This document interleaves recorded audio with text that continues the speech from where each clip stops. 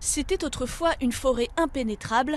Aujourd'hui, ce sont les meilleures terres agricoles du Paraguay.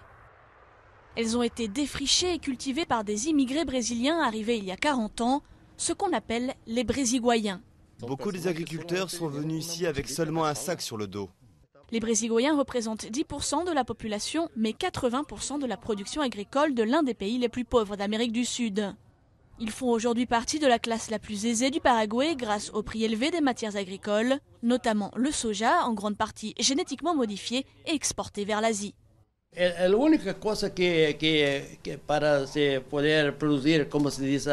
La seule chose pour faire de l'argent dans le pays, c'est l'agriculture. Il n'y a rien d'autre. Et l'agriculteur fait du soja. Pourquoi? Parce que le soja, c'est des dollars.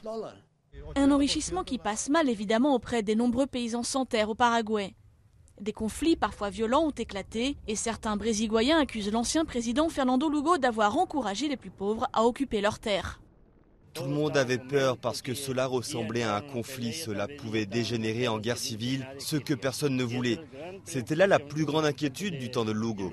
Fernando Lugo, premier président de gauche de l'histoire du Paraguay, a été destitué par le Parlement en juin 2012, à la suite d'affrontements entre policiers et paysans sans terre qui ont fait 17 morts. Il a dénoncé un coup d'État parlementaire et accusé ses adversaires de caricaturer ses positions.